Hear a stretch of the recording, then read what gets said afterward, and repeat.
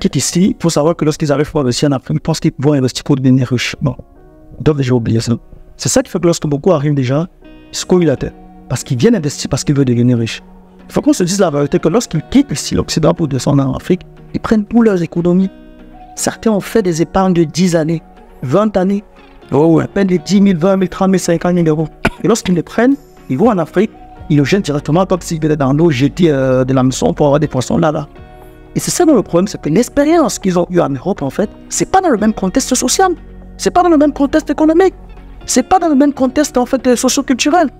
C'est tous ces arguments, en fait, nous surtout ces encabus, en fait, qu'on doit prendre, qu'on doit mettre en évidence, en fait, lorsqu'on revient en Afrique. On doit se dire qu'en Afrique, c'est notre contexte, mais la résilience, en fait, la force et la détermination qu'on a eue en Europe en étant entrepreneur ici, ça peut être bénéfique pour nous là-bas. Mais on doit savoir, en fait, qu'il y a des gens ici, en fait, des blocus qu'on va avoir, qu'ici en Europe, on n'avait pas. Je vais commencer seulement avec la papyrus. Blocus. Ouais. Si tu es quelqu'un qui n'est pas déter, ben voilà, tu vas abandonner. Donc, les gens doivent comprendre que l'expérience qu'on a ici, c'est une plus-value, oui, je l'accorde. Mais lorsqu'on va en Afrique, en fait, on doit comprendre qu'on ne vient pas investir parce qu'on veut être riche, non. On vient investir parce qu'on a la passion de développer, en fait, sa contrée. Et lorsqu'on développera sa contrée, et qu'en ceci, on trouvera, en fait, la joie dans ce confort, on ne sentira pas, on n'aura pas le sentiment de travailler. À ce moment, en fait, vous allez voir que des petits moyens financiers viendront à vous. Pourquoi? Parce que vous avez écrit votre nom, en fait, dans le domaine dans lequel vous investissez. Vous voulez venir investir parce que vous avez 100 000 euros sur quelqu'un qui a 30 000 euros en Afrique, qui est là depuis 25 ans, parce que vous avez 100 000 euros, vous venez investir, vous venez de chasser, de dégager pour être le leader. Ben non, c'est pas l'argent qui rend leader en Afrique lorsqu'on vient investir, c'est des stratégies. Et les stratégies, en fait, s'obtiennent ici sur ton storytelling entrepreneurial en Afrique. Ça veut dire quoi? Je m'explique. Moi, je descends en Afrique parce que je vais investir dans le domaine de la boulangerie. J'arrive parce que j'ai 200 000 euros, je vais ouvrir une boulangerie qui va battre toutes les autres boulangeries, je crois. Mais non, je me colle la tête dans le mur. Je dois rentrer en Afrique, commencer à être un acheteur de pain. Lorsque je me lève le matin, je vais acheter le pain même dans 10 boulangeries pour voir comment ça se passe. Je me mets à côté, je vois des gens acheter, j'observe. Je pose les questions, je suis avec. Oui, mais tu demandes à une personne qui vit une belle vie en Europe de commencer dans le trou, c'est ça que tu dis? C'est ça justement. Mais les gens ne sont pas capables. Si tu as vécu 10 ans, 20 ans, bien une belle vie, belle voiture, tu te restes et puis tu demandes aux gens de rentrer en Afrique et de commencer comme un piéton, on dit franchement, comme un bayam salam quoi. Ah tiens, lorsque tu veux écrire ton histoire, pourquoi tu as commencé l'école à la maternelle? Parce que tu voulais écrire ton histoire, tu voulais aller ascendant, non? Pas descendant. C'est la même chose lorsqu'on revient en Afrique. On accepte en fait qu'on vient se faire une nouvelle vie en fait dans un nouveau contexte socio-culturel, socio-économique. Parce qu'en Europe, on a vu notre vie dans notre contexte socio-économique, socio-culturel. On accepte ça, on vient à la maternelle en fait de l'entrepreneuriat en Afrique. On commence à aller voir quelqu'un qui vend le pain, on regarde, on observe. Après on achète, on devient revendeur. On marche en route, je vends le pain, qui va acheter. On voit des gens qui s'intéressent, comment ils viennent, comment ça se passe. Quand on vend, qu'est-ce qui reste, quand ça reste, on fait quoi avec? Après, qu'est-ce qu'on fait? On achète le pain, on met dans un kiosque. On reste derrière, on observe comment le client se comporte. On étudie en fait le comportement des gens. Et après ça, qu'est-ce qu'on fait? On part travailler dans une boulangerie où on accepte un petit salaire, pas parce qu'on veut faire quelque chose avec ce salaire, juste on l'accepte comme ça parce qu'on est en fait en train d'écrire notre histoire. On commence à être un livreur de pain. Et lorsqu'on commence à être un livreur de pain, on demande peut-être de voir à travailler peut-être comme le gérant de la boulangerie. Après on quitte. Je sais pas. En Afrique, lorsqu'on était tout petit, on avait des gens qui venaient du Mali, du Niger, du Nord et tout. Ils venaient gérer des boutiques au quartier. Tu te rappelles? Oui, c'est vrai, c'est vrai. Ils venaient gérer des boutiques au quartier. Ah, bien sûr. Nos parents avaient des boutiques ou pas? Ah, bien sûr. Ils arrivaient à gérer des boutiques, nous on aimait bien acheter le pain, le chocolat et tout chez eux. Pourquoi lorsqu'ils venaient gérer des boutiques, on n'a jamais compris la boutique on les appelait des Makida et tout, la boutique Pourquoi les boutiques n'avaient jamais fait faillite?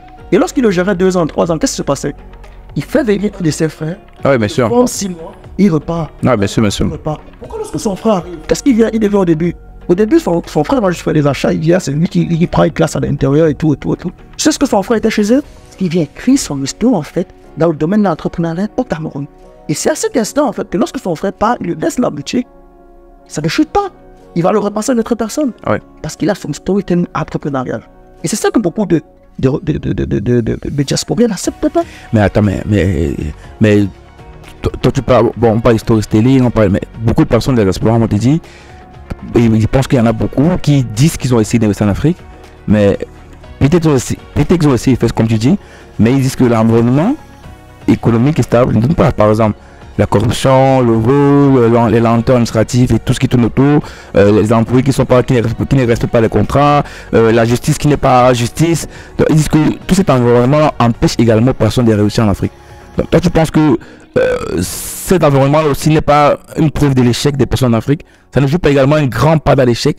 Lorsque tu arrives, tu essaies de comprendre le contexte socio-économique. Et pour le comprendre, en fait, il faut partir en fait dans les coins et recoins. Les coins et recoins, c'est aller dans des endroits, même les plus bénignes en fait, où ton produit est vendu. Est-ce que tu sais qu'il y a des gens qui ont commencé à être industriels au Cameroun, mais qui ne connaissent même pas la dernière personne qui consomme le produit? Ça veut dire quoi? Ça veut dire que le recoin où les produits sont vendus, peut-être je vais prendre dans quoi? Peut-être fait dans une boisson. Sa boisson est consommée en fait même par des gens qui n'arrivent pas à avoir 1 euro par jour pour vivre. Peut-être parce qu'ils arrivent à un événement, je sais pas trop, dans les villages, dans les coins de recoins. Est-ce qu'ils sont déjà allés là-bas? Est-ce qu'ils y vont? Est-ce qu'ils arrivent dans des coins de recoins pour voir comment est-ce que le produit est apprécié? Juste en haut, ils veulent que les choses se passent.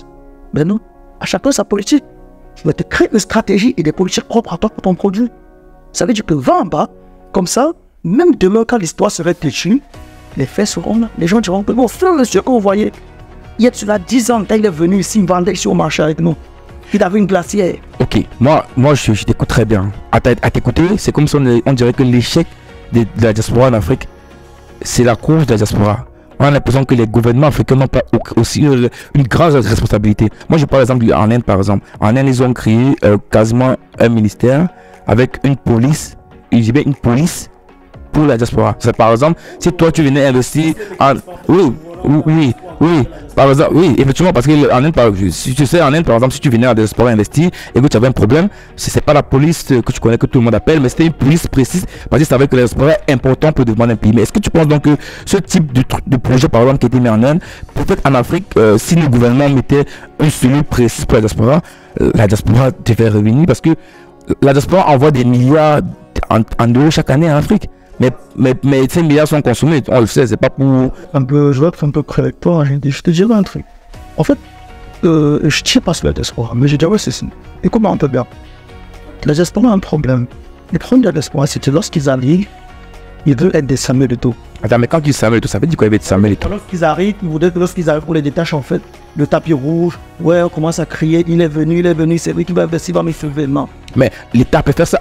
Peut-être pas la population, mais l'État au moins doit faire ça. L'État ne le fait pas présentement. Il est temps en fait que la diaspora se réveille, ils comprennent qu'ils sont en fait un bras séculier de l'État. Je t'explique. Est-ce que tu sais que il est temps en fait, il y a 2 aspects sur lesquels déjà la diaspora en fait, s'ils veulent avoir leur mot à dire en Afrique, ils doivent s'appuyer. Il y a l'aspect économique et l'aspect politique. Je m'explique. Je commence par l'aspect économique. Il est temps que la diaspora crée ce qu'on appelle la banque d'investissement de la diaspora africaine. C'est quoi le rôle de cette banque d'investissement de la diaspora africaine? Le rôle de cette banque, c'est que nous, les diasporiens, nos économies ou nos épargnes que nous avions, nous les gardons plus ici. Mettons-la dans la banque d'investissement de la diaspora africaine. Tu sais le rôle de cette banque? Non. Lorsqu'on pourra mettre de l'argent dans cette banque et on prendra une figure emblématique qu'on placera au-dessus de la chose. Banque d'investissement de la diaspora africaine. Cette banque nous permettra que lorsque nous voulons investir en Afrique, peut-être construire un immeuble, comme certains en construisent peut-être en 30 ans, 50 ans, et parfois ils n'ont jamais fini l'immeuble. Lorsqu'ils ont 10 000 euros aussi, ils envoient, et lorsqu'ils ont 5 000 euros aussi, ils envoient. Si moi je suis membre de cette banque, je peux prendre un crédit, je construis ma maison en Afrique, et lorsque c'est construit en 1 an, et l'entrepreneur c'est toujours un diasporien, qui aussi a ses comptes dans la banque d'investissement de la diaspora. Et lorsqu'en fait l'immeuble est sorti en 1 an, parce que la banque suit le projet, je commence à remettre mon crédit. Une partie peut venir des fonds de l'immeuble, ce que ça ramène. Une partie de mon salaire que je gagne ici, je remets le crédit, mais je vois mon bien en train d'être produit. Et quelle est la force de cette banque d'investissement de la diaspora? Cette banque en fait permettra que lorsque beaucoup de nos dirigeants africains qui viennent ici à l'étranger dans des banques, au FMI un peu de partout, pour demander en fait des